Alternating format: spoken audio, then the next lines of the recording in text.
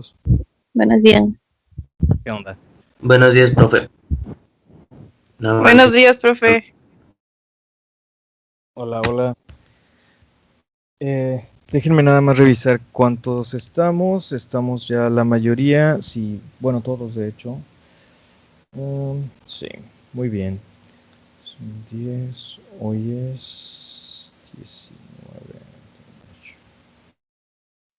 Ok, antes de comenzar y de empezar a grabar, etcétera, nada más les comento, y perdón por insistir tanto en esto, nos están insistiendo otra vez con el asunto de una encuesta.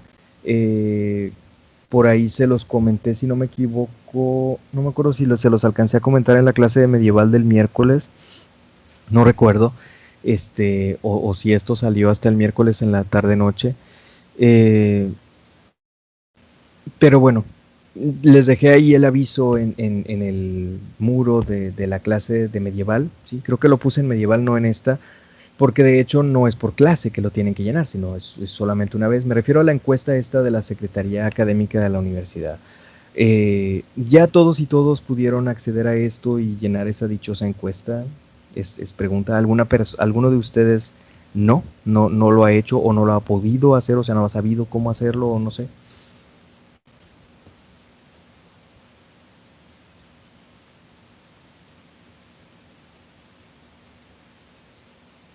Era la encuesta en donde nos íbamos que meter a un grupo. Y Exacto. Entonces Exacto, Vera. Sí, exacto, así es, Vera. Sí, ya lo habíamos contestado hace tiempo y creo que aquí ya todos Sí, lo deberíamos profe. tener. Sí, ya hemos contestado como 3. Una que nos envió el doctor Cavazos por el correo, por el Gmail, para algo de la acreditación institucional Sí, a nivel exacto. continental, una cosa así. Y una que era otra, larga, ¿no? De unas 60 o 70 preguntas, sí. y otra que usted nos dio el código en medieval para acceder al equipo del alumnado de filo. Esas Ok. dos. Sí se los alcancé a pasar en medieval entonces, porque perdón que no recordaba. Sí, Ok. profe, el examen. Ah, ya está, muy bien. Entonces, bueno, pues sí. Perdón por estar insistiendo otra vez con esto, pero a su vez a nosotros nos están insistiendo en que les insistamos a ustedes, y porque, no sé, supongo que hay gente que no lo ha hecho, pero yo lo que pienso es, bueno, si tienen tan claro que hay gente que no lo ha hecho, pues que los identifiquen y ver la manera de solicitárselo directamente a las personas que no lo han hecho. No estarles insiste a todos cuando ya lo hicieron. Pero bueno, en fin. Fin del tema. Vamos a dar inicio a la tercera y última fase del curso. Ya pues el examen, como ustedes lo vieron en su momento, pues fue, digamos, automático, o sea, ya seguramente a todos ustedes les dio su resultado, probablemente bueno, creo que a Brenda no, pero yo se lo dije, sí, creo que te lo dije, Brenda. Y sí. Ok, estaríamos entonces iniciando la tercera y última fase del curso. Esta se titula Historicidad, características y ramas del cristianismo. Ese es digamos, un tema, una parte de la temática de esta fase, y algo que de alguna manera se deriva también del cristianismo, aunque también consideraremos otras religiones en algunos aspectos, por ejemplo los extremismos, que son las tensiones entre la religión y la modernidad, ¿sí? Al respecto veremos pues el desarrollo del laicismo, tensiones entre religión y ciencia, etcétera, y particularmente también el tema de los extremismos, ¿no? Porque los extremismos en buena medida suelen interpretarse eso como reacciones ante algunos avances de la modernidad, que si la sociedad se hace más secular, no, pues no, tiene que estar Dios en el centro de toda la vida social y bla, bla, bla. Entonces hay una reacción extremista o fundamentalista o conservadora o integrista, tiene varios nombres, hay varias categorías que se usan para referirse a estas tendencias, que no son tendencias añejas, son tendencias muy actuales, de hecho quizá están más fuertes hoy en día que de lo que han estado hace 10 o 15 años, pero bueno, en fin. No, Okay. De hecho, profe. Sí, adelante. Y tengo entendido que el extremismo actual del Islam, de todos estos movimientos que surgieron del Talibán, Al Qaeda, el Estado Islámico, ISIS, No, son bastante recientes, creo que vienen surgiendo como a partir de finales de los 80 y es como usted dice, una respuesta de la religión ante la modernidad y el avance, porque va surgiendo como a partir de la invasión soviética a Afganistán, que empieza a sentirse como una crisis de identidad del musulmán y acaba como por concretar esta, junto con la creación del Estado de Israel y su relegación a la Franja de Gaza y Palestina, acaban como por concretar una idea un poco más de, ya no de pertenencia a una nación, sino como igual la crisis de identidad, queriendo regresar un poco como los antiguos califas y emiratos, tratan como decir ya no naciones, sino como somos solo uno, los de la religión. De ahí surge esto de la yihad y hacer el esfuerzo. Dicen, si están invadiendo Afganistán, que es territorio musulmán, todos tenemos que emigrar para defender allá. Y a partir de ahí se crea ya esto de Al Qaeda, que es creo que la primera gran organización extremista del Islam. Así es, de acuerdo, Miguel. Efectivamente, o sea, era, digamos, inconcebible para ellos que un país ateo, oficialmente ateo, socialista, etcétera, pues los estuviera invadiendo y bueno, era inconcebible, ¿no? Y por supuesto, pues Estados Unidos también metió las narices en este asunto, y estuvo incluso ayudando, alimentando a los rebeldes, a los yihadistas, y pues bueno, sí, Arnoldo, perdón. Sí, recuerdo que había leído en un libro que se llama La carrera a ningún lugar, de Giovanni Sartori. Los últimos 2 capítulos o 3 más o menos eran una crítica acerca de ese tipo de cosas sobre el terrorismo y cómo se les ha manejado. Y recuerdo que una de las reflexiones a las que llegaba era que la forma en cómo Occidente estaba tratando con los problemas del terrorismo en Medio Oriente solamente estaba generando que se dividieran cada vez más ambas religiones. Es decir, no estaba llegando a ningún tipo de acuerdo, tratado o de tipo de paz con el Islam. Simplemente estaba generando más fundamentalismos entre ambas religiones y más pleitos entre entre ambas formas de ver el mundo. Así es, y es que muchas veces por una parte, el desconocimiento muchas veces de Estados Unidos hacia las subdivisiones sectarias que el propio Islam tiene y que luego esto genera problemas muy graves, ¿no? O sea, como los conflictos entre chiitas y sunitas, sobre todo en la zona, digamos, fronteriza o entre Irán e Irak, especialmente en Irak, porque Irán es mayoritariamente chiita, pero en Irak,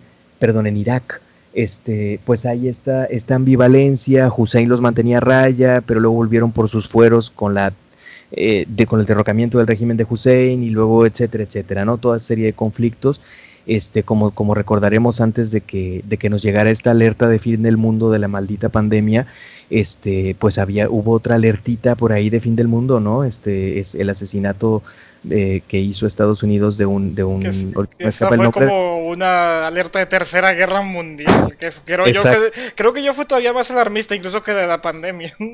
Porque, Sí, exactamente, ya, de un momento a otro se iba a acabar el mundo, ¿no? Y pues bueno, y eso tenía que ver justamente con este asunto, ¿no? O sea, ¿qué hacía un jefe militar? El principal, supuestamente, jefe militar, ahorita se me escapa el nombre del tipo, pero ¿qué hacía Suleimán? ¿Cómo se apellidaba? No me acuerdo. ¿Qué hacía ese principal jefe militar iraní en torno a Bagdad? Porque creo que ahí fue donde lo mataron, ¿no? Y, o sea, tiene una fortísima influencia los chiitas bajo la tutela iraní en Irak, etcétera. Hussein los mantenía a raya, incluso los masacraba, pero ahora pues volvieron por sus fueros y esto genera una violencia sectaria. Lo que quiero decir es que muchas veces estas acciones pragmáticas de Estados Unidos luego desatan demonios, desencadenan demonios que estaban ahí más o menos controlados, ¿no? Algo parecido ocurrió con Egipto. Sí, tuvieron su primavera árabe, ¿no? Derrocaron a Mubarak, viejito malvado, que hace poco falleció, viejito malvado, dictador y no sé qué, ok, está bueno. Pues sí, nomás que en una de las elecciones posteriores, no me acuerdo si fue la primera o un poquito más adelante, después de la dichosa primavera árabe egipcia, que derrocaron a Mubarak, ganó la Hermandad Musulmana, una secta fundamentalista, terrorista, terrible, de la peor ralea que existe en Egipto. ellos ganaron democráticamente, pues sí, otra vez. Mubarak los mantenía a raya, pero con este florecimiento primaveral de libertades y de no sé qué tantas cosas, pues ahora le volvieron por sus fueros ese grupo.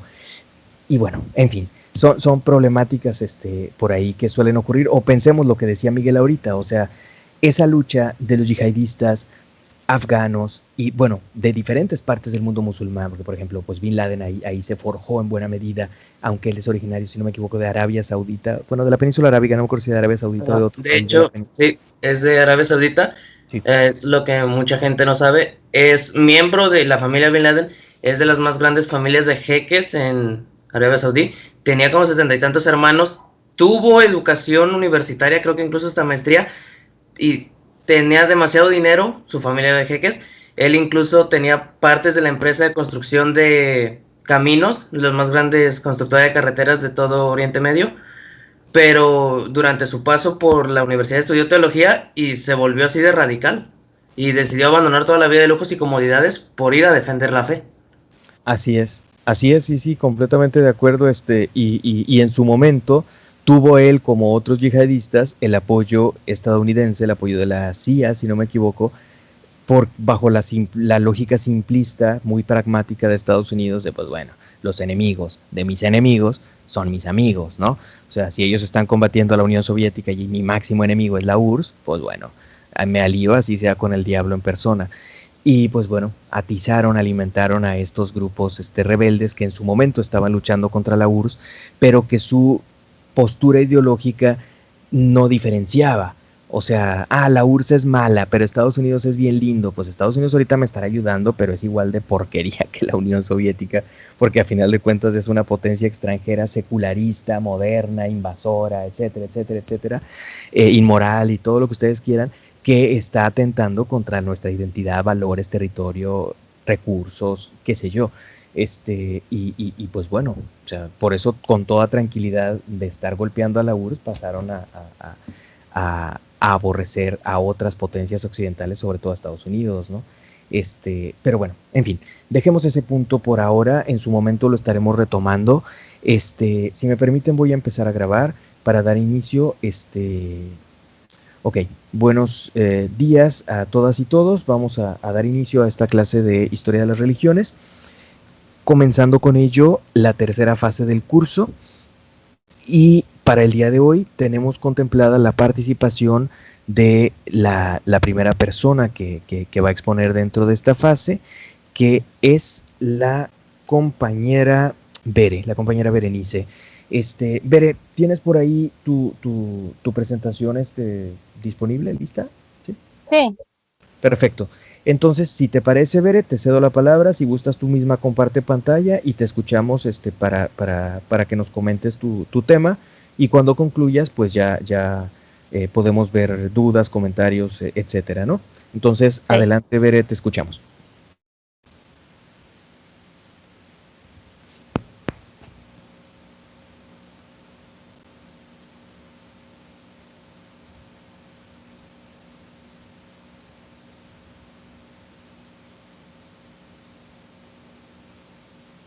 Ya te estamos viendo, perfecto, Bere.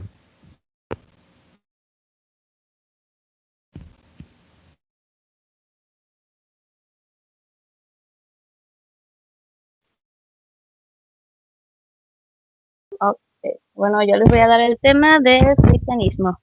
Adelante. Muy bien. El canon cristiano tardó unos 4 siglos en constituirse. Está formado por los 27 escritos conocidos con el nombre de Nuevo Testamento, 4 evangelios, los de Marcos, Mateos, Lucas y Juan, los hechos apóstoles atribuidos al redactor del evangelio de Lucas, que sería discípulo del apóstol Pablo, las cartas apostólicas, que son 14 atribuidas a Pablo, una a Santiago, 2 a Pedro, 3 a Juan y una a Judas. El Apocalipsis, la revelación atribuida a Juan.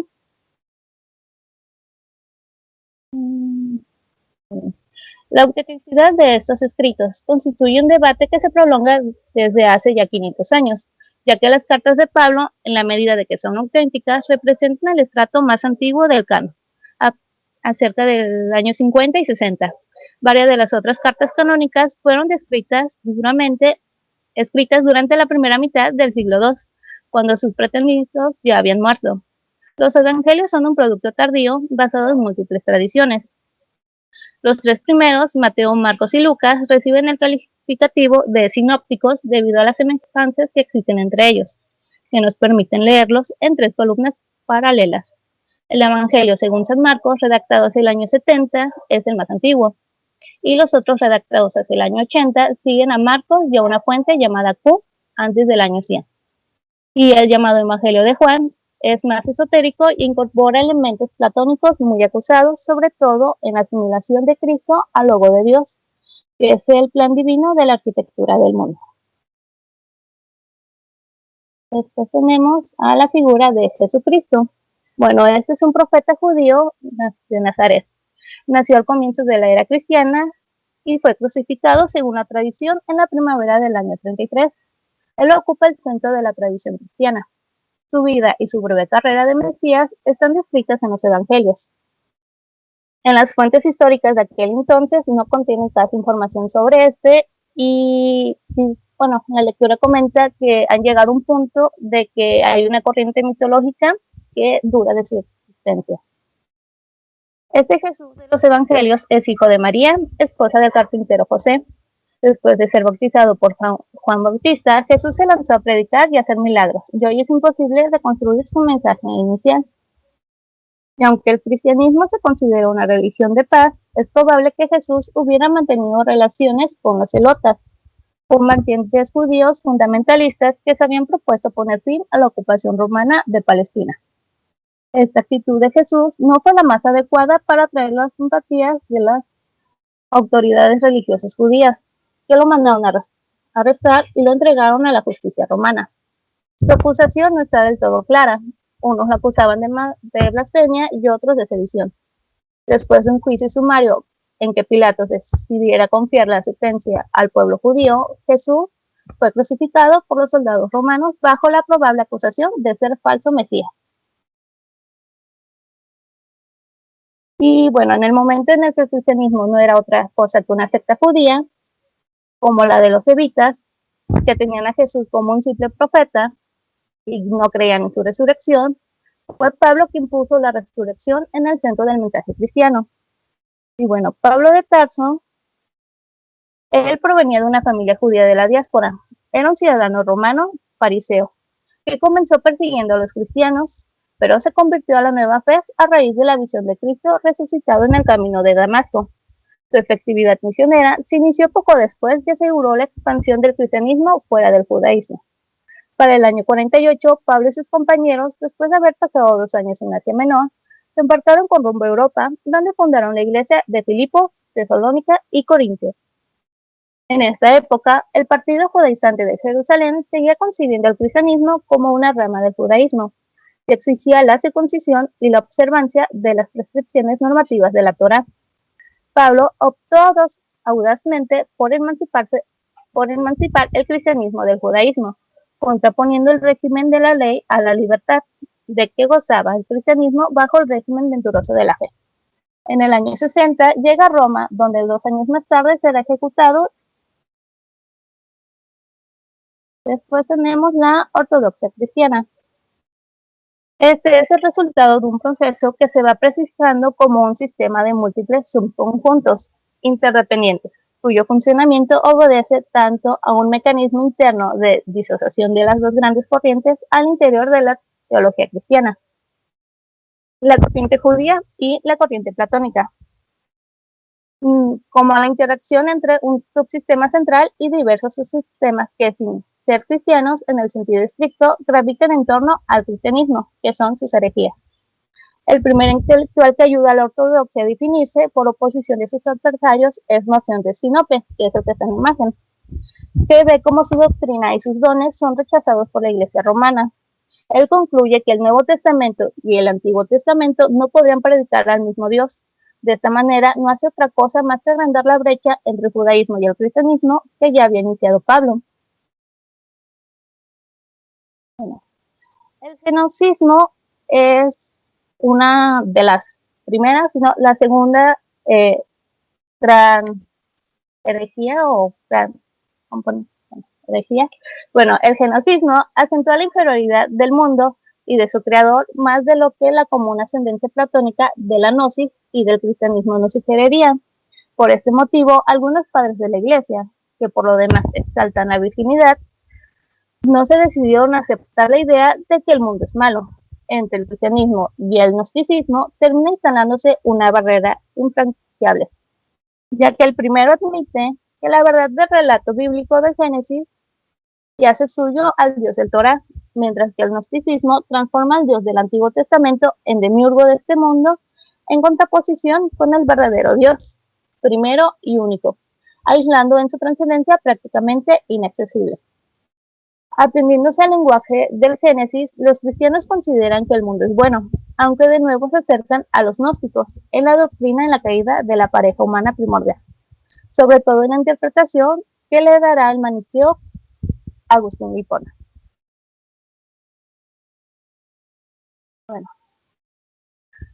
antes del concilio de Nicea, el padre más importante y influyente, sino el más comprometedor, sin duda fue Orígenes. Este cristiano, hijo de un mártir, combate desde el punto de vista platónico a sus hermanos descarriados que son los gnósticos, al tiempo que sufre también el influjo de los mismos. Comenzó a escribir hacia el año 215 para traer de nuevo al seno de la iglesia a su rico amigo Ambrosio de Alejandría, que se había dejado tentar por las sutilezas de la gnosis valentiana. Orígenes fue ordenado sacerdote de Cesarea, aunque el obispo de Egipto lo redujo al estado laical. Orígenes escribió con anterioridad a los grandes conflictos de la Trinidad, cristológicas del siglo IV. Su teología no se esfuerza por ser explícita, lo que la hace más fácil defendible. Lo condenable según los casos. Su exégesis alegórica de la Biblia no es más acusado que la realización más tarde de Ambrosio y Agustín. Como platónico, Orígenes cree en la preexistencia de las almas, pero su doctrina no se confunde con la metamorfosis platónica o la hindú. Durante el siglo IV, el proceso de formación de la ortodoxia recibe la contribución fundamental de los padres capadocios, que son Basilio de Cesarea, su amigo Gregorio de Nacianzo y su hermano Gregorio de Niza. Estos sectores eclesiásticos, origenistas y neoplatónicos consolidan el dogma de la Trinidad, formulada definitivamente en el Concilio de Constantinopla del año 381. El primer padre occidental, nacido en la religión cristiana, fue Ambrosio de Milán. Provenía de una familia de la aristocracia imperial y su teología tiene como modelos a Orígenes y a Filón de Alejandría, aunque aparece impregnado por los escritos de otros autores latinos. Otro personaje importante es Agustín. Este joven y ambicioso orador africano que se establece en Milán en el año 384, reconoce que el futuro está en el cristianismo. Se separa de los maniqueos, recibe el bautismo a manos de Ambrosio y es ordenado sacerdote de Hipona en el año 391. Poco después será elevado a la dignidad de obispo. 2 años más tarde, escribe las confesiones designadas a todos aquellos que no se sienten satisfechos con la mundanidad. Bueno, él nos dice que no es una iglesia de santos, sino para una iglesia de pecadores, como el mismo para la que Agustín formula su doctrina antipelagiana, precisando que todo hombre tiene parte de la herencia del pecado original y que consiguientemente solo la gracia podrá restituir la capacidad de escoger, devolverle esta misma libertad que mal utilizada había provocado la caída de los primeros representantes de la humanidad. Esto equivale a decir que solo Adán y Eva habían sido libres, pero escogieron el mal. El pecado original se hereda. Cada uno de los que venimos al mundo solo es libre para escoger el mal. Aunque el auxilio de la gracia nos capacita para escoger el bien, sin embargo, la gracia no se concede a todos indiscriminadamente. Solo la alcanzan algunos predestinados, de acuerdo con la razón misteriosa de Dios. Es más, nos dice también que el número de predestinados es limitado a lo de los ángeles caídos, cuyos puestos celestiales están libres, mientras que el resto de los hombres pertenecen a la masa de los rechazados. que no tendrán parte en la salvación. Y ante la decadencia del Imperio Romano, Agustín afirma que la ciudad de Dios, la total independencia de la Iglesia con respecto a cualquier sistema político. Esta misma postura ocuparía Orocio, Orocio, que nos dice que el imperio desaparecerá, pero la Iglesia subsistirá bajo los conquistadores. Y efectivamente, los días del Imperio del Occidente estaban contados. A finales del siglo IV, los monjes sucios y barbudos de Egipto, que se aventuraban a visitar Roma, eran apedreados por las masas. La situación cambia radicalmente cuando los muros de los monasterios se convierten en el único baluarte posible contra la anarquía que siguió la caída del imperio. Benito de Nursia fundará en este contexto la orden monástica de los benedictos y el monasterio de Monte Cassino. El movimiento cenobito iniciado en Egipto por Pacomio ofrecería una alternativa que el Oriente se apresuró a aceptar y a propagar, que es la soledad colectiva. Y al adoptarlo en Occidente, Benito crea centros relativamente protegidos, en última instancia con el objetivo de cultivar élites intelectuales. Y bueno, esto sucedió con la creación del Imperio Carolingio, ya que Carlomagno llamó a su corte a los religiosos y a los laicos más doctos de Occidente, como al cuñado de York y al historiador Pablo de Diácono. Y este movimiento intelectual reorganiza en Europa las enseñanzas de las artes liberales, el tribum y el quadrivium, y transforma los monasterios en centros dedicados a la conservación y a la difusión de la cultura. El Renacimiento del siglo XII. Bueno, esto es en gran parte efecto de acontecimientos del siglo anterior. En el año 1085, los reinos de Castilla y León reunificados arrebataron Toledo, la antigua capital del reino visigodo, a los musulmanes. Para 1099, los cruzados en Tierra Santa conquistaron Jerusalén a los turcos selyúcidas, y para el año 1100 proclamaron el reino de Jerusalén bajo Balduino. Finalmente, la presencia de Bernardo de Claraval ofrece una nueva lectura de la historia de su tiempo e insufla nuevos ideales religiosos, tanto en el movimiento monástico reformado como en la búsqueda espiritual de los seglares. Y bueno, las consecuencias de la toma de Toledo son incalculables. Afluyen a la ciudad monjes de todas partes, atraídos sobre todo por el aura de exotismo, de progreso y misterio que envuelve a la civilización árabe, y menos por el proyecto manifiesto del Colegio de Traductores instalado en Toledo por el arzobispo Raimundo. Poco después, en el año 1130, los traductores, bajo la dirección del archidiácono Domingo, pueden realizar así su lento y monumental trabajo de transposición de la lectura de la cultura árabe, y a través de ella, de la antigüedad grecorromana al latín.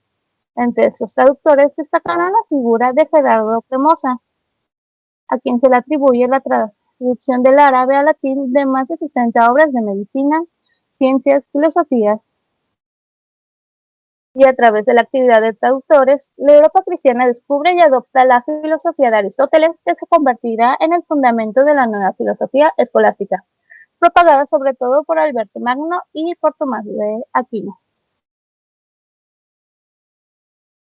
Bueno, esta nueva edad también está marcada por la devoción particular a la Virgen Madre de Dios, y la ponen en pie de igualdad. Bueno, muchas de las catedrales consagradas en general de Nuestra Señora de Notre Dame, que surgen en el norte de Francia en el año 1150, son el símbolo visible de esta nueva espiritualidad. Poco a poco, las escuelas adjuntas de las catedrales se van transformando en universidades autónomas. En la oficina de los trovadores, la devoción a la Virgen corre paralela con la devoción de una dama, y a este fenómeno se le llama amor cortés. Bueno, los templarios. Bueno, la idea de fundar la Orden del Temple se le ocurrió a Huns de Payen. Bueno, los templarios, ellos llevan una cruz roja sobre un manto blanco, mientras que los caballeros hospitalarios a menudo invierten su simbolismo de los templarios y terminan adoptando como emblema una cruz blanca sobre un fondo rojo.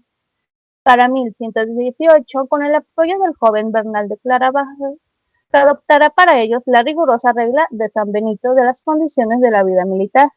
Los templarios recibirían el reconocimiento oficial y gozarán los derechos de llevar armas para defender a los peregrinos de Tierra Santa.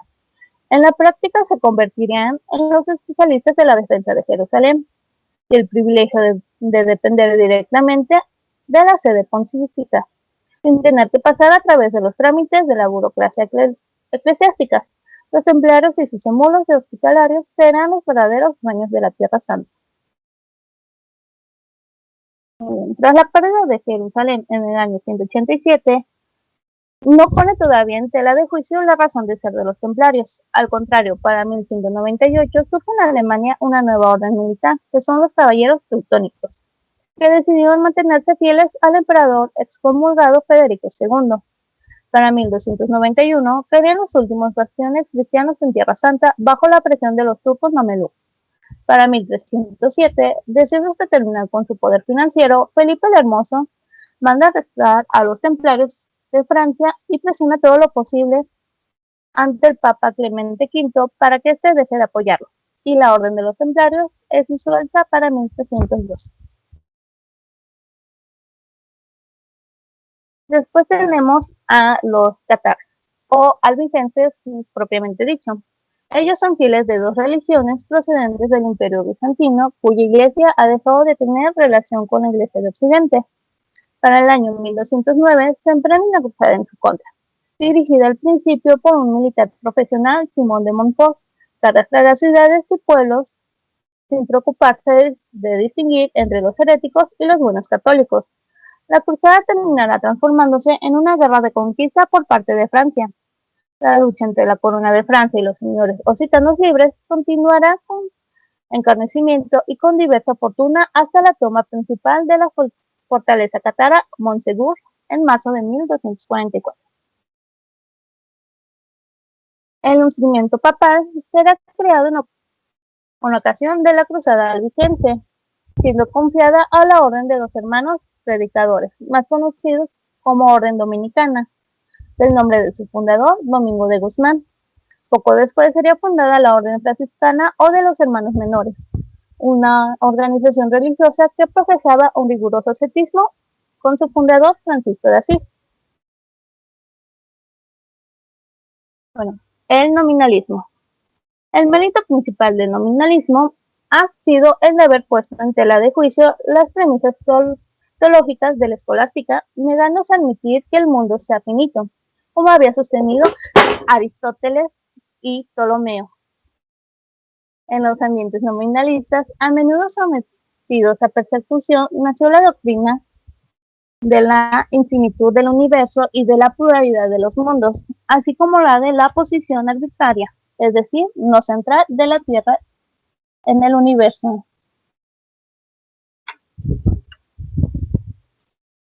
Y bueno, la escolástica no es el único producto del siglo XIII que no satisface ya a los intelectuales. Estos descubren que en el fondo lo que se oculta tras la ciencia de los árabes no es otra cosa que la antigüedad grecorromana, y ellos desean beber directamente en la fuente, sin tener que recurrir a traducciones a menudo problemáticas. Menos dependientes del ideal religioso, para el siglo XIII los intelectuales descubren la sensualidad y la expresan con una franqueza única en la historia. De hecho, el humanismo cree que el futuro se ha de descubrir en el pasado, por medio del aprendizaje del latín y del griego.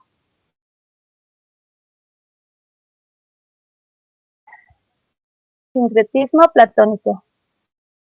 Puesto que Aristóteles ya había descubierto y había contribuido a la elaboración de un producto, la escolástica, que los tiempos modernos habían desechado parcialmente, en Florencia diversos intelectuales opinaban que solo la revelación platónica estaría en condición de aportar la verdad definitiva. Por este motivo, el banquero industrial Cosme de Medis decidió confiarle a Marsilio Ficino la traducción de las obras de Platón y de numerosos escritos de los filósofos neoplatónicos. Esta época, comúnmente conocida con el nombre del Renacimiento italiano, se caracteriza porque a falta de otra etiqueta mejor, Se ha llamado sincretismo platónico, es decir, a la idea ya defendida de Agustín de una revelación primordial de Dios, revelación cuyas huellas se descubren en todas las religiones antiguas, que es interpretable en términos platónicos.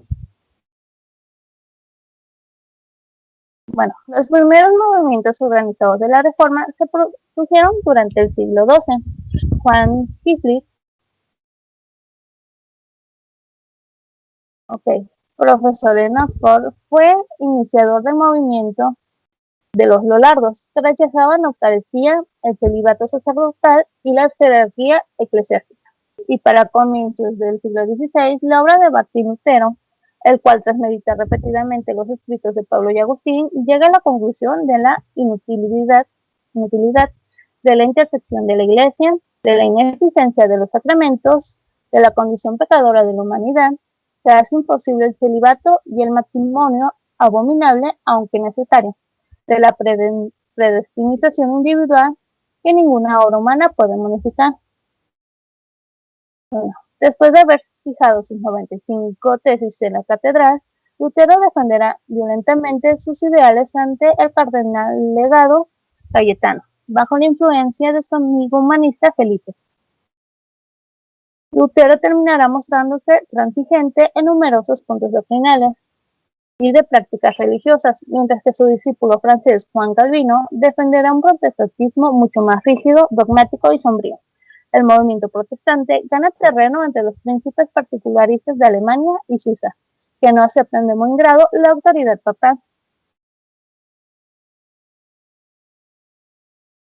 A su vez, la Iglesia Católica organiza su propia reforma, incorrectamente llamada Contrarreforma, como si se tratase de un movimiento de oposición a la Reforma, pero en realidad la Iglesia Católica se repliega sobre sí misma y acepta una parte de la crítica protestante.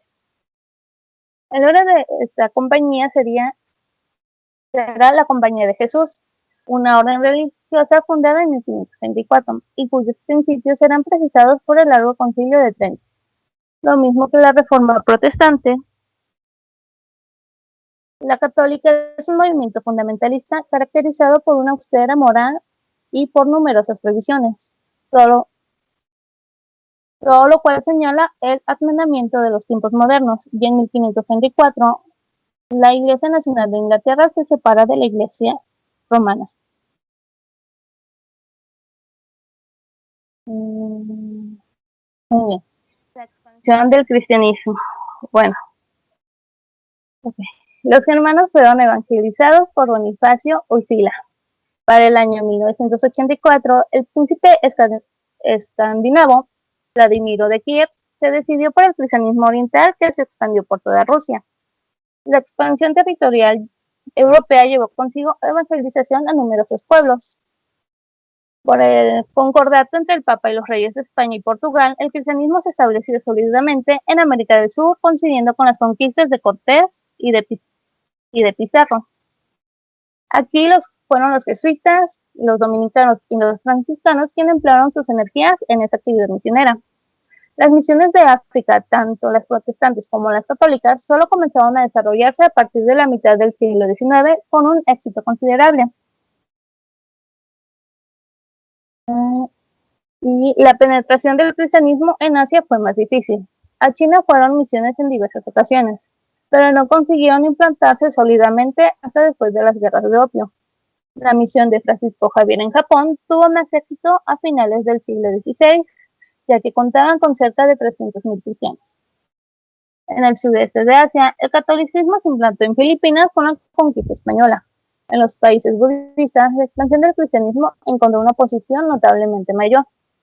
Después de la conquista británica de la India, misiones de todo tipo desplegaron una notable actividad en la zona, aunque no lograron ganar para el cristianismo más del 3% de la población. En Australia y Nueva Zelanda fueron durante el siglo XIX terrenos de expansión tanto de anglicanos, católicos y de protestantes. Bueno, aquí viene lo largo. Los grandes problemas de la Iglesia, tanto si son doctrinales como prácticos. Todos estos se debaten en concilios. Muy bien, el primer concilio ecuménico fue convocado por el emperador Constantino en Nicea, en donde participaron 318 obispos, y aquí condenaron el arrianismo. El segundo concilio ecuménico fue convocado por Teodosio I en Constantinopla en el año 381. Se ocupó de los neomasónicos que creían que el Espíritu Santo era inferior al Padre y al Hijo. El tercer concilio ecuménico fue convocado por Teodosio II en Efeso en el año 431 para poner fin a la disputa cristológica. El concilio de Calcedonia de 451 adoptó la posición cristológica más firme, sancionando la teoría de las dos naturalezas de Cristo, pero la disputa no se dio por terminada, lo que obligará a Justino I a convocar un segundo concilio de Constantinopla en 553, para formular de nuevo la decisión de Calcedonia, insistiendo más sistemáticamente sobre la divinidad de Cristo. El originismo fue formalmente condenado en la ocasión en este concilio. Durante el siglo VIII, el problema que estuvo a la orden del día fue la controversia iconoclasta. La suerte de las imágenes religiosas, aceptadas por unas y rechazadas por otros, se decidió en los sínodos de los años 754-787 y en el séptimo concilio ecuménico de Constantinopla. Los sínodos de Letrán, que son 4, que pretenden ser considerados concilios ecuménicos. El concilio de Viena se ocupa de numerosas cuestiones espinosas, como la práctica de la orden del temple y la interpretación de la pobreza de Cristo, defendida por los espirituales franciscanos. Los debates del concilio de Constanza convoca a poner fin al cisma de Occidente, es decir, a la situación histórica en que varios papas luchaban entre sí para obtener el reconocimiento general de la Iglesia. Después de la ocupación de Bizancio por los turcos, en 1484, un sínodo denunció el Tratado de 1439. Durante el siglo XVI, el Concilio Católico de Trento respondió con una serie de reformas al clima de rigor moral instaurado a los protestantes.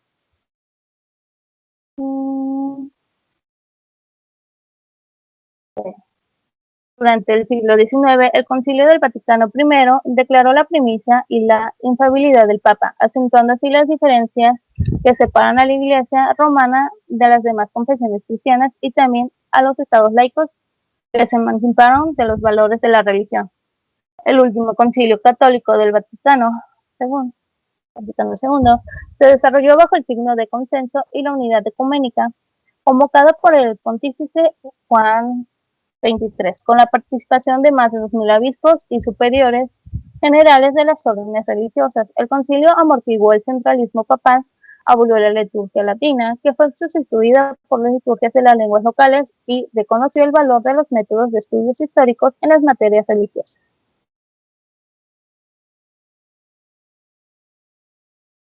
Vamos con la Trinidad. Muy bien.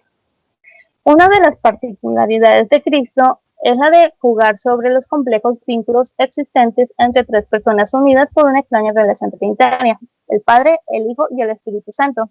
Y entre esta Trinidad predominante masculina y un personaje femenino, que es la Virgen María, y a su vez mantiene con cada una de las personas trinitarias una relación que no resulta fácil de describir. Por otra parte, las personas de la Trinidad están comprometidas en diversas dimensiones, estableciendo así numerosas combinaciones entre ellas o al interior de ellas mismas, según cada dimensión. La figura de Cristo, por ejemplo, se puede descomponer en su divinidad, su humanidad, la constitución del agregado llamado Jesucristo, su naturaleza, su sustancia, su posición jerárquica, entre otras.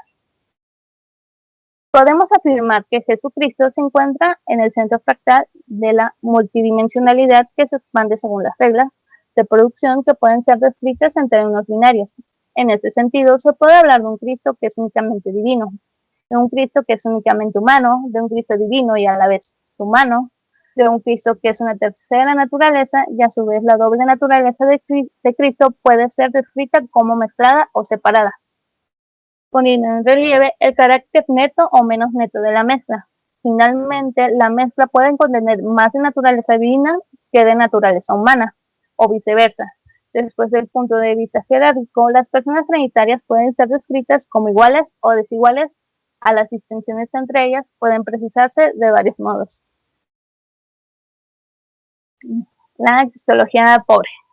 Bueno, esta acentúa la humanidad de Cristo. Sus representantes más antiguos son los ebionas. Para ellos, Jesús no pasó de ser un profeta, un hombre que no tenía nada de divino. Y para ellos, la historia de la concepción inmaculada, del nacimiento, virginidad de Jesús, carece de sentido. Una versión más elaborada de la cristología pobre reaparece en el nestorianismo.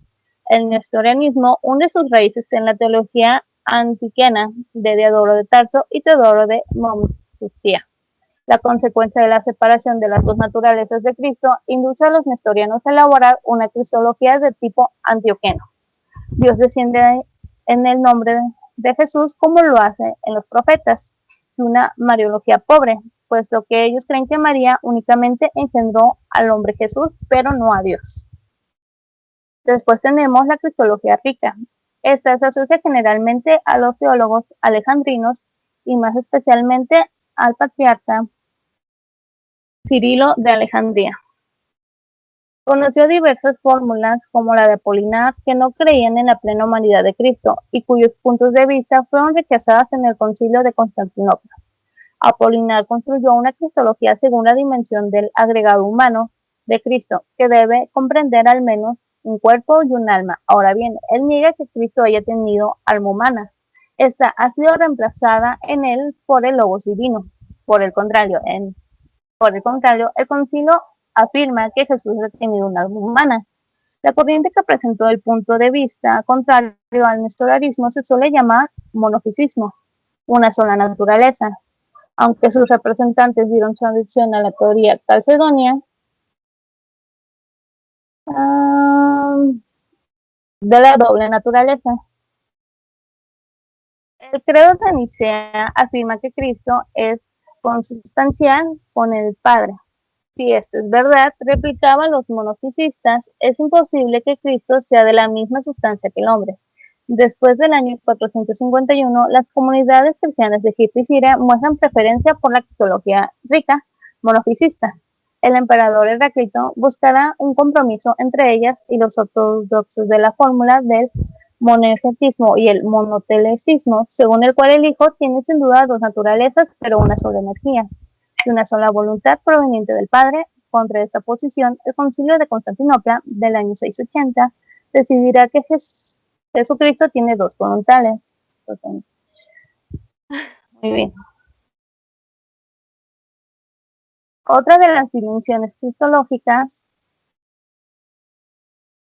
está integrada por las relaciones jerárquicas al interior de la Trinidad. La posición ortodoxa afirma que el Padre, el Hijo y el Espíritu Santo son tres personas que comparten la misma sustancia y la misma energía. Entre las posiciones que excluyen la ortodoxia está el subordinanismo, que sostiene que Cristo es inferior al Padre. Tenemos el neomatomaquismo, que es una corriente combatida por Basilio el Grande durante el siglo IV, que sostenía que el Espíritu Santo era inferior al Padre y al Hijo. Tenemos el modalismo, que según el Padre, el Hijo y el Espíritu Santo son una sola persona con tres nombres distintos. Y tenemos el modalismo, y tenemos el patripacismo, que afirma que dado que Cristo era Dios, su Padre había sufrido y muerto en la cruz con él. Después tenemos las grandes controversias sobre el alma. Bueno, no son meras sincronías, puesto que se desarrollan según el siguiente esquema, que es alma, preexiste, no preexiste. Si no preexiste, es no creada por Dios o es creada por Dios. ¿De acuerdo?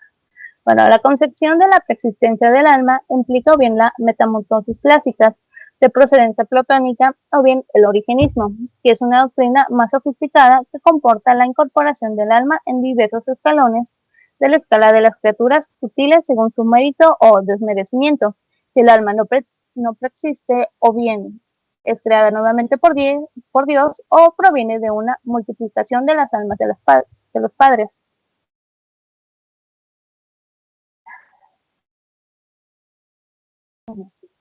La vida cristiana tiene múltiples dimensiones para determinadas confesiones. El año litúrgico es muy importante y gira en torno al nacimiento de Cristo, celebrado tradicionalmente el 6 de enero y posteriormente transferido al 25 de diciembre. También está la fiesta de Mitras o Invictus y la de Pascua, precedida de ayuno, en otro tiempo sumamente estricto, de 40 días y seguida de la celebración de la resurrección. Tenemos la Eucaristía, que es considerada por católicos y ortodoxos como uno de los sacramentos o ritos instituidos por el mismo Jesucristo. Su frecuencia varía según las épocas, intensificándose entre los católicos hasta convertirse en una práctica cotidiana después del Concilio del Vaticano II. La vida moral del cristianismo es importante en todas las confesiones. Bueno, y aunque tradicionalmente las iglesias cristianas habían reforzado los valores de una sociedad patriarcal, estas mismas iglesias han abierto un refugio en las órdenes a numerosas mujeres, que tenían así acceso a la cultura y podían gozar de una cierta independencia, totalmente impensable en otro modo. Numerosos investigadores han puesto en relieve que las únicas posibilidades que la sociedad de la Edad Media y el Renacimiento ofrecía a las mujeres de ser independientes era la religión y la prostitución. Y bueno, tradicionalmente la esperanza cristiana más viva tenía por objetivo la supervivencia después de la muerte y la recompensa celestial de los méritos acumulados durante la vida. De manera correlativa, los desmerecimientos acarreaban el castigo en el infierno. El último juicio estaba llamado o convertido en eternos los castigos y los favores transitorios. La idea del purgatorio para expiar los pecados veniales. La idea del purgatorio para expiar los pecados veniales no apareció hasta una fecha tardía, entre 1024 y 1254, periodo que coincide aproximadamente con la extraordinaria proliferación de obras apocalípticas que describen una vista al paraíso y al infierno. Ya es todo por mi parte. Muchas gracias. Muchas gracias, Bere. Excelente, muy bien, excelente tu exposición, muy completo el tema. Bueno, antes de dar pie a las y los demás, si tienen dudas o comentarios, nada más, les comento algunas, tres detalles por ahí que hace ratito se me pasaron. Primero, por ahí hace algunos días molesté a Miguel pidiéndole que me agregara a sus contactos de WhatsApp, porque y lo he hecho lo mismo obviamente con otras clases. En el caso de Miguel, pues es para lo relativo específicamente a esta clase, aunque tendré a otras personas de contacto para lo relativo a medieval, a Emerson y a Carlos para los 2 semestres. En el caso de medieval, y bueno, para esta clase específicamente, para lo que se refiere a esta clase, me hará favor ser Miguel el contacto. Pues esto porque se puede ofrecer. De hecho, pues obviamente ya se está ofreciendo a veces, pero se puede ofrecer. Me ha pasado en alguna que otra ocasión que de pronto no me funciona la plataforma para conectarme, o estoy conectado y me saca, o cosas por el estilo. Y es lo que quisiera que en caso de que suceda, tengamos esta posibilidad, pues, de comunicarme directamente con algún contacto del grupo y avisarles, saben que no me funciona el internet, o saben que me sacó esta cosa y no me deja entrar, o qué sé yo, ¿no? O algunos otros aspectos en los que pueda ser necesario comunicarnos rápido y directamente. Entonces, bueno, para que todos y todas sepan que probablemente él ya se los haya comentado, pero que pues molestaré a Miguel como contacto para asuntos relacionados con esta clase, ¿no? Ok, ese es un punto, y bueno, muchas gracias, Miguel, por acceder.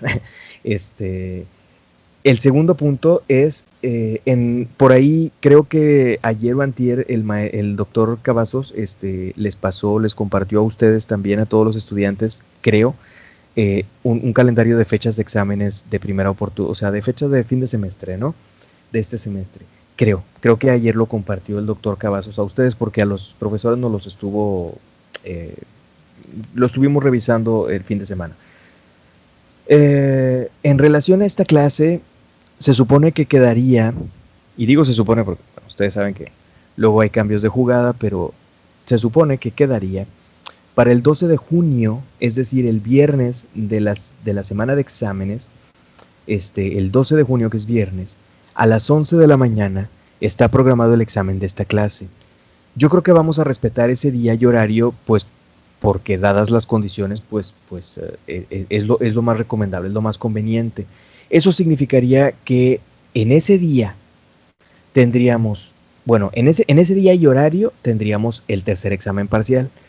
Y lo referente a la evidencia 2 y al PIA, pues ya sería en el transcurso del día, ¿sí? O sea, les dejaría abierto para que en el transcurso del día, hasta las 11:59 de la noche, puedan subir esa actividad. Ahora, si alguien se retrasara, como creo que ya se los he dicho en otras ocasiones, pues si lo sube al día siguiente puede ser válido. Nada más, por favor, no se tomen demasiado tiempo, que sea más tardar al día siguiente, porque a mí me urgirá ya en ese momento, y más que vamos a estar en el último día de la semana de exámenes, revisar, sacar promedios, etcétera, etcétera, lo que tenga que hacer. Bueno, los exámenes se autorrevisan, pero las otras cosas no. Y vaciar para sacar promedios, todo ese rollo, porque estoy seguro que me van a estar insistiendo en que saque esos resultados, pues a la de ya, ¿no? En el transcurso de ese fin de semana, el lunes máximo, una cosa por el estilo. Entonces, por eso no puedo darles más tiempo. Antes, si lo quieren subir antes, todo lo que quieran antes, perfecto, ¿no? Pero a más tardar, el tiempo, digamos, ¿cómo decirlo? El tiempo correcto, o sea, el tiempo establecido va a ser ese día hasta la noche, y así como último plazo, en el transcurso del día siguiente, a más tardar en la tarde del día siguiente, que ya va a ser sábado, por favor, me estoy hablando de la evidencia 3 y el PIA, ¿ok? En el caso de la evidencia 3, en esta clase, será por equipos de 2 o 3 personas. En el caso del PIA, en esta clase, no así en medieval por la cantidad de gente, pero en esta clase será individual. Entonces, ya ustedes ahí se organizan y cargan, por favor, esas actividades correspondientes. El examen, el tercer parcial, lo tendríamos como tuvimos el anterior hace una semana, pues igual, ¿no? O sea, voy a programar por ahí una sesión, nos vemos aquí, pasarían ustedes a contestar el examen, ahí les pondré un plazo, etcétera, etcétera. Eso sí sería el día 12, más o menos de 9 a 9:30, probablemente, algo así, ¿no? Entonces, bueno, para que estén enterados en relación a esto, todavía no cargo esto en la plataforma. Voy a esperar un poquito porque, pues, nunca falta, ¿no? Que haya algún movimiento, que movieron una fecha, que qué sé yo. Tentativamente se supone que así sería, pero voy a esperar a probablemente la semana anterior o algo así, para cargar estas cosas en la plataforma. Entonces, para que no les extrañe que digan, pues no está. Es por eso, ¿sí? Voy a esperar para cargarlo o ajustarlo, porque creo que ya tengo cargado, no me acuerdo si la evidencia 2 o el PIA, algo de eso ya había cargado, pero probablemente con otra fecha tendré que ajustarle ahí la fecha, etcétera, etcétera. Pero bueno, tentativamente sería así como les acabo de decir.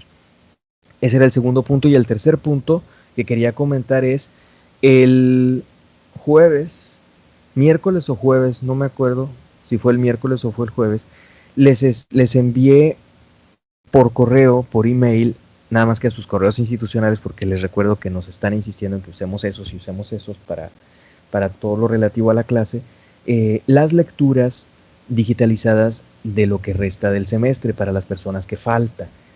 Ya tuve la oportunidad de digitalizarlas todas, ordenar los archivos, etcétera, y compartírselas todas.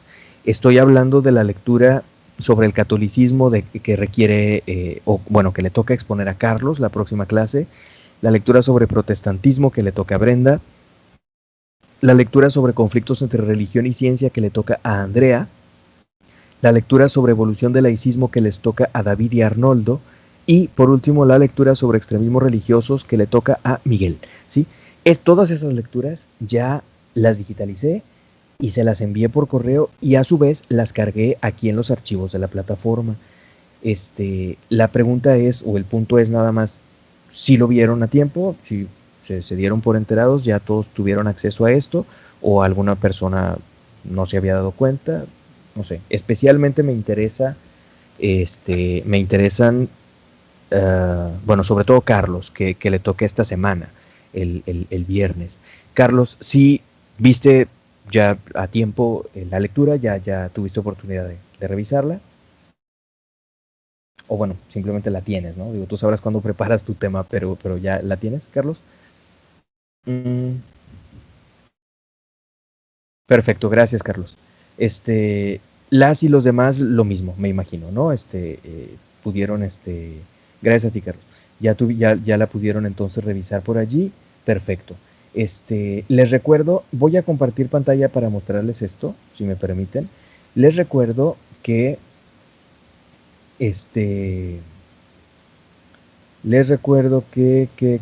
perdón, ¿dónde está? Aquí está.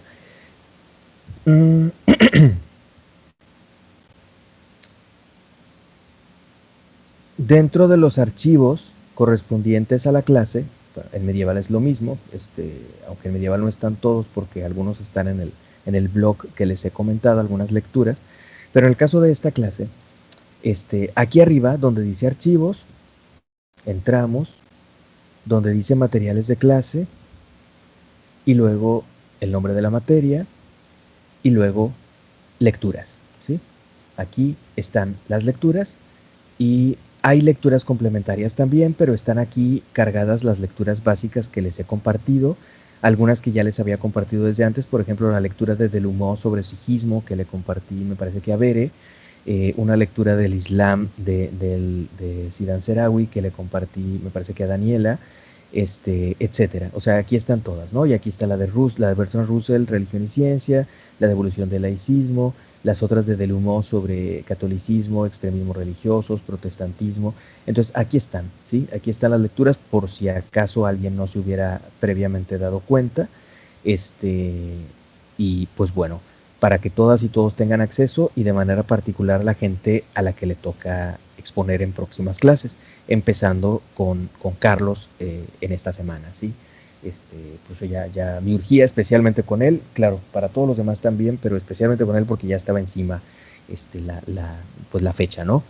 Entonces, bueno, sobre esto que he comentado, ¿tienen alguna duda o comentario? Sobre estos puntos que he comentado ahorita. Ahorita pasamos a dudas o comentarios sobre el tema de Bere.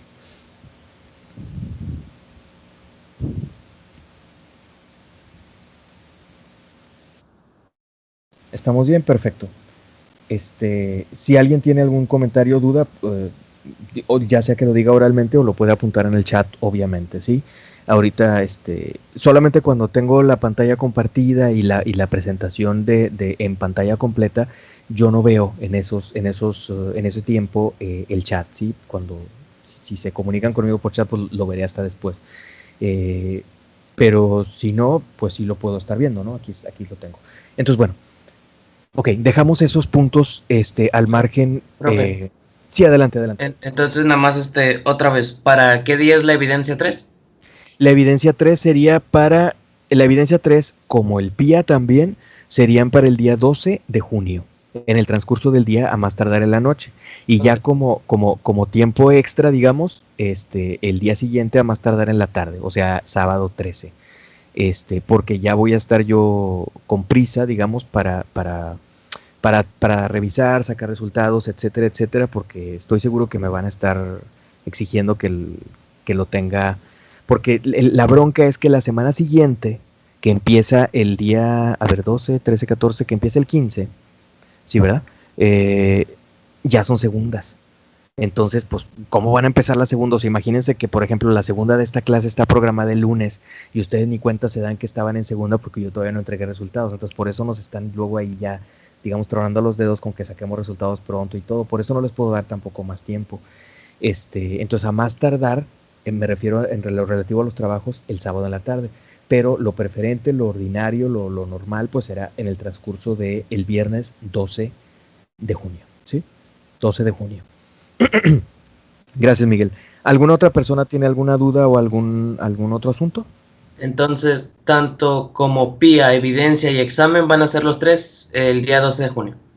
Sí, la cuestión, o sea, el examen obviamente presentarlo y los trabajos la entrega. Obviamente, y se los recomendaría ampliamente, pues procuren hacerlos con el mayor tiempo posible, con antelación, ¿no? Para que no se les amontone todo eso ahí en ese punto. Porque de hecho, a ver, Medieval lo vamos a tener un día antes. Medieval está programado para el día 11. Y en Medieval pues también va a ser lo mismo. O sea, ahí se va a amontonar el examen. Las actividades sí las voy a adelantar, pero ahí se amontonaría examen, evidencia y PIA.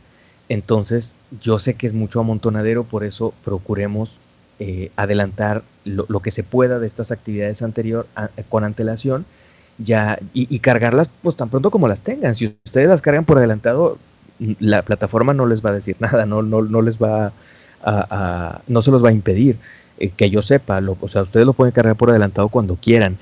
La fecha que les estoy dando se supone la fecha y horas límites, ¿no?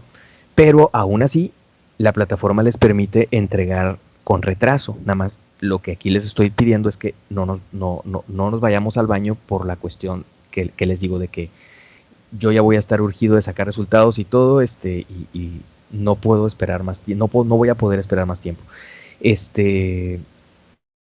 Pero pues sí, así es la cosa, Miguel. Insisto, la recomendación pues es que procuremos adelantar estas actividades, una o la otra o las dos, pues lo más que sea posible para que no se nos amontonen allí de último minuto, ¿no?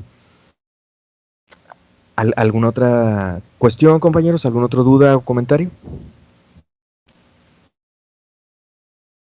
Perfecto. Pasamos entonces ahora sí a dudas o comentarios que haya sobre el tema de Bere, ¿sí? Perdón que hice este paréntesis, pero quería que lo puntualizáramos. Sobre el tema que nos comentó Bere hace rato, que es una lectura, como ustedes se dieron cuenta, que nos plantea de manera muy general algunas generalidades, algunas de ellas, digamos, de cierta profundidad, sobre todo algunas cuestiones incluso teológicas, sobre el cristianismo, ¿no? Cuestiones muy generales, algunas cuestiones históricas, algunas cuestiones teológicas, algunas cuestiones de subdivisiones, que si la Reforma Protestante, que si los concilios, que si las herejías, etcétera, etcétera, ¿no? Son algunos de los grandes pensadores originarios del cristianismo, bueno, obviamente empezando por los primeritos, o sea, los apóstoles, San Pablo, qué sé yo, pero también otros posteriores, ¿no? Orígenes, San Agustín, los padres capadocios, o sea, estos que constituyeron lo que genéricamente se llama, y lo decíamos en Medieval, la patrística, o sea, la filosofía de los padres. Patrística viene de patrium, que son los padres, de los padres, quiere decir. Entonces, es este pensamiento filosófico teológico de los padres de la Iglesia, que fueron dándole forma, dándole cierta coherencia en la medida de sus posibilidades, a la teología, a la doctrina cristiana, ¿no? Pero a la vez seleccionando algunas cosas, poniéndose de acuerdo sobre algunas cosas, sobre Cristo, sobre María, sobre la Trinidad, sobre el alma, sobre los textos sagrados, varias cosas que tuvieron que ir definiendo, porque no todo estaba, pues, todo tan claro, ¿no? Hubo fuertes debates acerca de muchas cosas. La gracia también es otro súper tema en la historia de las ideas religiosas, de la teología. La gracia, ¿la mereces o es gratuita? ¿La necesitas a fuerza o tú solito puedes ser bueno y salvarte? ¿O qué onda con eso? Entonces, si la recibes de gratis y pero Dios se la da a todos por igual, no, entonces se la da diferente, entonces quiere decir que hay predestinación. Entonces, si hay predestinación, Dios ya tiene decidido quién se salva o se condena. Entonces, ¿para qué nos da mandamientos si nos portamos bien o mal? Etcétera. O sea, hay una serie de complicaciones teológicas en relación a eso, que tiene que ver con la libertad humana, que tiene que ver con la gracia. Son temas complejos. Desde el punto de vista teológico, podemos decir, yo soy ateo y para mí todo eso son discusiones bizantinas. O sea, discusiones que no llevan a nada, discusiones sin pie ni cabeza, discusiones hechas en el aire. Ok, podemos pensarlo, tenemos el derecho de pensarlo como convicción personal, pero consideremos que estos grandes debates teológicos en su momento, y todavía sigue esto vigente hoy en día, generaron divisiones sociales, conflictos, subdivisiones religiosas, sectas, conflictos sectarios, todo lo que ustedes quieran, todo esto lo generaron. O sea, no es cuestión nada más de que, pues que cada quien piense lo que quiera y se acabó, ¿no? Sí, qué chido sería si así fuera simplemente, si así de simple fuera la cosa, y así hubiera sido a lo largo de toda la historia, pero no fue así. O sea, esto tiene una significación histórica y eso es lo que a nosotros nos interesa, más allá de si esto es científicamente objetivo o no, porque alguien podrá decir, pues la teología son puras elucubraciones, o sea, yo en eso no creo. Ok, chido, no tengo nada en contra de esa idea. El asunto es que, independientemente de que la teología sean especulaciones o elucubraciones, tiene un impacto social, institucional sobre las iglesias, etcétera, etcétera, muy importante, obviamente, y que sigue teniendo vigencia. Bueno, tuvo gran importancia histórica, pero sigue teniendo vigencia hoy en día. O sea, tampoco digamos, estas son anécdotas de hace 1500 años. Sí, pero ahí siguen estando, ¿sí? Es lo que les trataba de destacar también en Medieval.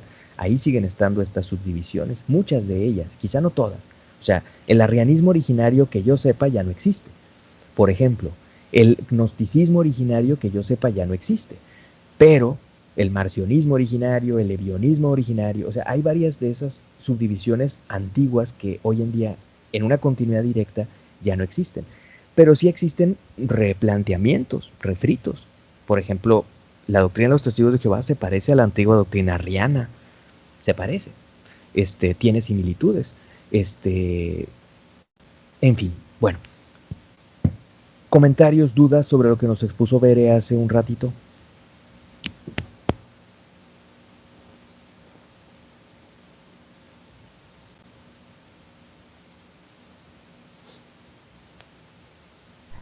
Me pareció interesante que en la lectura mencionara la reforma protestante, a la contrarreforma, no tanto como eso mismo, como una contrarreforma, como se suele manejar, sino más bien como una especie de, ¿cómo decirlo?, de otra reforma que tomó elementos de lo que proponían los protestantes y los incorporó al catolicismo. Exactamente. Tradicionalmente se ha planteado, el cristianismo seguía su marcha, fue reformado por los grandes líderes protestantes, Lutero, Calvino, etcétera. Fue reformado, o sea, volvió a ser formado, fue corregido y aumentado, por decirlo de alguna manera, depurado, no sé qué palabra usar como especie de sinónimo de ser reformado. Y la Iglesia Católica, pues obviamente reaccionó ante eso y entonces se opuso a la reforma del cristianismo que estaban haciendo los protestantes, obviamente, y entonces tuvo su acción llamada contrarreforma. Esa perspectiva tiene cierta validez, pero es un poco imprecisa en términos históricos porque hay que señalar, o quizá es más apropiado señalar, 3 procesos, en mi opinión. Primero, la reforma protestante, o sea, hubo líderes que reformaron el cristianismo y le dieron un perfil diferente al que tenía en la tradición católica, ¿no? No digo que mejor, no digo que peor, simplemente un perfil diferente. Ok, eso es la reforma protestante. O las reformas protestantes, porque también quizá es más apropiado hablar en plural, no es exactamente lo mismo luteranismo que calvinismo, que etcétera, etcétera, ¿no? Bueno, eso es un proceso. Otro proceso, la autorreforma católica, ¿sí? Porque tuvo también su autorreforma. Tenía muchos defectos. O sea, Lutero ponía el dedo en la llaga en torno a cosas reales. Había muchos defectos, deficiencias, broncas, problemas, corrupción, todo lo que quieran en el catolicismo, sin duda. Y el mismo catolicismo hoy en día lo reconoce abiertamente. En su momento, claro, decía, no me están fregando, pero hoy en día lo reconoce abiertamente. Ok, sí, teníamos mucha cochinada, ¿no? Entonces, obviamente tuvo que hacer una especie de examen de conciencia y autorreformarse internamente, que fue especialmente, aunque no lo único, el Concilio de Trento. En el Concilio de Trento lo que encontramos son, como bien lo dice Mircea Eliade, básicamente 2 cosas. El catolicismo reafirma su propia doctrina diciendo, yo estoy bien, tú estás mal, yo soy grande, tú pequeño, etcétera, ¿no? Yo soy listo, tú tonto, como en Matilda. Reafirma su propia doctrina con respecto al protestantismo, pero, y en general, Eso se la pasa haciendo el Concilio de Trento, los documentos del Concilio de Trento. A ver, quien se atreva a no creer en esto, sea anatema, así dice el documento, sea anatema. Eso quiere decir, sea condenado, sea excluido de la comunidad cristiana. Es algo parecido a decir, queda excomulgado, váyase a la fregada, ¿no? Sea anatema es la expresión que se suele utilizar, es algo así como excluido de la comunidad cristiana, condenado. Y entonces reafirma muchos aspectos doctrinales, pero algunos aspectos les da una mejor sistematicidad o una mejor coherencia. Y también hay concesiones hacia las críticas protestantes, especialmente en algunos asuntos disciplinarios o en algunos asuntos de abusos. Por ejemplo, los obispos podían concentrar diócesis, beneficios eclesiásticos. Alguien podía ser arzobispo de Treveris, y obispo de Bamberg, y obispo de Würzburg, y obispo de no sé qué, y obispo de no sé cuánto, y todo eso conllevaba títulos nobiliarios, porque eran príncipes del Sacro Imperio, y a su vez jugosos beneficios eclesiásticos, tributos, etc.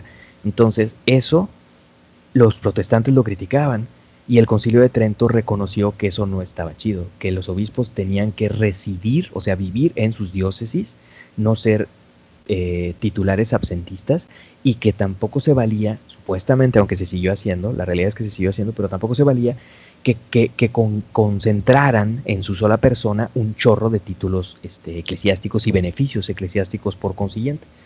Otra de las cosas que estableció, por ejemplo, el Concilio de Trento fue que los obispos debían de visitar sus diócesis, las llamadas visitas pastorales. Otra cosa que estableció fue que debían de formarse bien los sacerdotes, porque muchos así como que desde muy jóvenes, con muy poca formación, a veces muy torpes en conocimiento teológico, órale, los ordenaban y ya eran los grandes sacerdotes, supuestamente, a veces hasta con altos cargos eclesiásticos. Pues bueno, el Concilio de Trento estableció, tiene que haber una formación sistemática, etcétera, en seminarios para los futuros sacerdotes. Es lo que se llama los seminarios tridentinos. El primer seminario que se fundó aquí en Nuevo León en 1791, en la diócesis de Linares del Nuevo Reino de León, se llamó Real y Pontificio, Seminario Tridentino de Monterrey, ¿sí?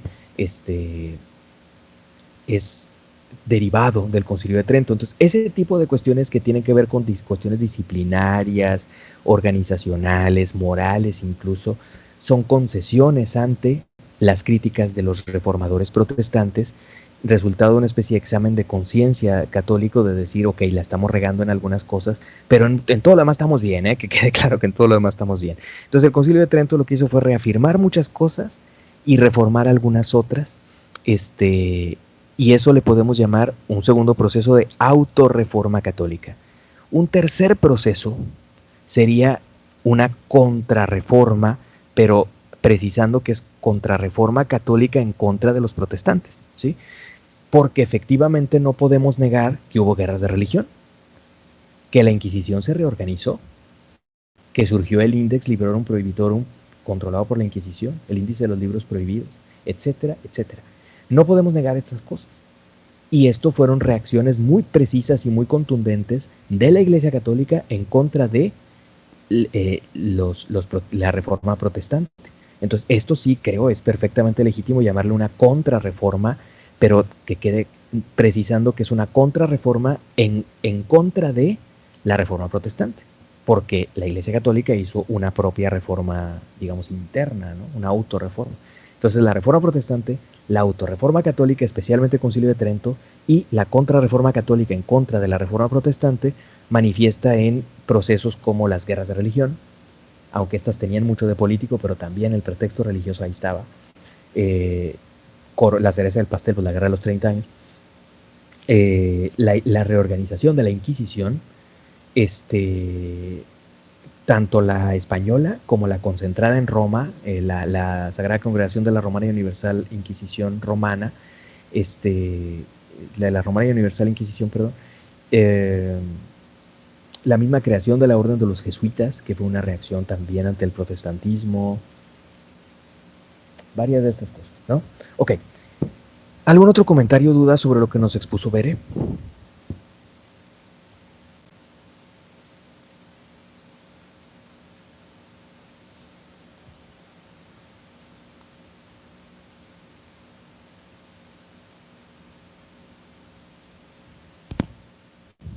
¿Alguien más tiene alguna duda o comentario? ¿Todo quedó claro? Bueno, la verdad tengo una duda personal sobre el tema, solo que no es exacto, es en general, no tanto del cristianismo, sino en sí sobre los mitos abrahámicos. Adelante, adelante, Es decir, adelante. los mitos o sea, de esta la tradición, o sea, porque abarca tanto lo que es el Islam con el judaísmo y el cristianismo. O sea, estos mitos, ¿qué tan viejos se cree que son o desde qué época podrán provenir? A ver, bueno, depende a cuáles mitos te refieras específicamente. O el mito de Abraham en sí. Ok, te refieres específicamente Sí. a la tradición abrahámica. Sí. Pues bueno, es un tema complejo porque la evidencia escrita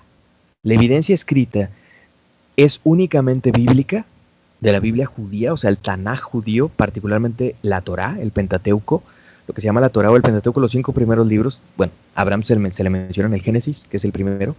Y este texto probablemente, como muy, muy temprano, pueda haber empezado a ser puesto por escrito, y lo subrayo, empezado a ser puesto por escrito, o sea, no es que lo completaron, en el siglo X antes de Cristo, o sea, en los años 900 y pico antes de Cristo, aproximadamente. Es una posibilidad. No está plenamente, o sea, no es posible verificarlo de manera plena que en esa época haya sido realmente cuando se empezó a poner por escrito. Consideremos además que estos textos tienen varias tradiciones escriturales. La yavista, bueno, la más antigua, la elohista, la yavista, la sacerdotal y la deuteronómica. Son 4 tradiciones escriturales que están en el Pentateuco, en la Torá. Ahí está, en los primeros 5 libros, que son los primeros que hablan de Abraham. Y entonces esto quiere decir que se estuvieron complementando, poniéndole otras cosas, que se estuvieron complementando los textos, etcétera, etcétera. Vuelvo a repetir, posiblemente la tradición escritural más antigua, que es la elohista, se haya empezado a poner por escrito por allá del siglo X antes de Cristo. Posiblemente, aunque hay quienes piensan que quizá esto fue posterior, que quizá esto fue por ahí del siglo VII o algo así, antes de Cristo, o sea, algunos 2 o 3 siglos después, pero no está del todo claro. Lo que sí es cierto es que es prácticamente imposible que haya sido antes de eso. Como por ejemplo, la tradición decía que los había escrito Moisés, y Moisés, según otra vez, también según la tradición, pues probablemente habría vivido unos 300 años antes o algo así. Y no, o sea, eso parece ser completamente descartado, ¿no? Para empezar, porque es imposible que una sola persona haya escrito estos textos, porque tiene 4 tradiciones escriturales, o sea, o hay mínimo 4 autores, o más que personas, autores, tradiciones escriturales, que es diferente, o sea, algo así como escuelas, por decirlo de algún modo. Pero, ¿de qué época se supone que habría sido Abraham? Pues Abraham se supone que habría sido de por allá del 1600 a.C., una cosa por el estilo, o sea, muy, muy antiguo. Entonces, de lo que estamos hablando es que una tradición originalmente oral, ¿cuándo habría surgido? ¿Quién sabe?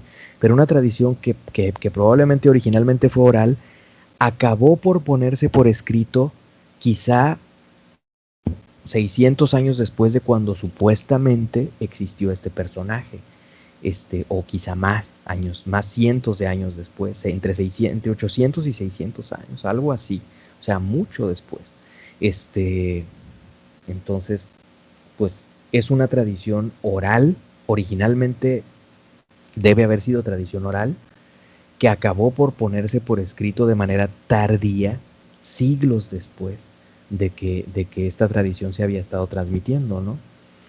Ahora, entre los antropólogos, hay cierto disenso acerca de qué rollo con la tradición oral. Hay antropólogos que dicen que la tradición oral es muy fuerte y puede ser muy fidedigna.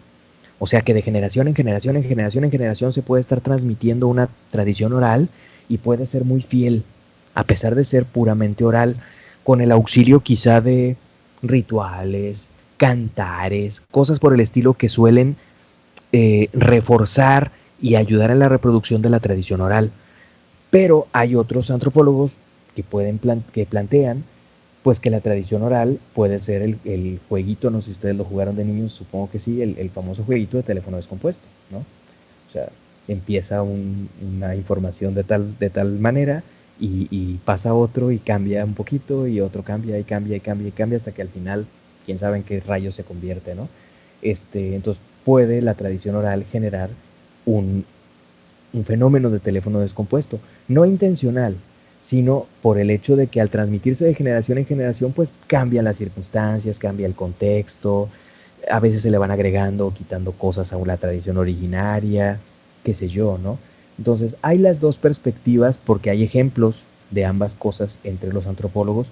Una, que la tradición oral puede ser muy fiel y así casi que mantenerse intacta de generación en generación. Y otra, que la tradición oral es muy maleable, o sea, se puede ir adaptando, ajustando, etcétera, ¿no? En fin, en cualquier caso, nada más para cerrar el punto de la pregunta de Arnoldo, la tradición en torno a Abraham es únicamente tradición bíblica, o sea, la única fuente que tenemos de esto está en la Biblia, no hay otra. Lo que dicen los cristianos al respecto, su referente es la misma Biblia judía. Lo que dicen los musulmanes al respecto, el referente es la misma Biblia o tradición judía. Y pues bueno, se puso por escrito de manera tardía, ¿no? Entonces, es una figura, si somos muy rigurosos en términos históricos, es una figura que podemos plantear tal como tú lo has dicho, como mítica o legendaria, o sea, una figura que no podemos afirmar en términos de rigor histórico, sí, él existió, porque aquí tenemos esta prueba, sí, la prueba escrita 800 años después, o sea, eso no es una prueba histórica, nosotros lo sabemos, pero, pues bueno, la tradición de judíos, cristianos y musulmanes, a ellos esto obviamente les importa un cacahuate, o sea, Abraham es tan real como lo que sea, ¿no? En fin, bueno. Ok, compañeros, compañeras, por hoy vamos a dejarlo aquí. Les agradezco su participación, su asistencia. La próxima clase vamos a escuchar a Carlos. Carlos, me da la impresión de que no tienes micrófono, ¿verdad? Porque siempre, las veces que te he preguntado algo, me respondes por chat. ¿Tienes manera de resolver esto o cómo le hacemos?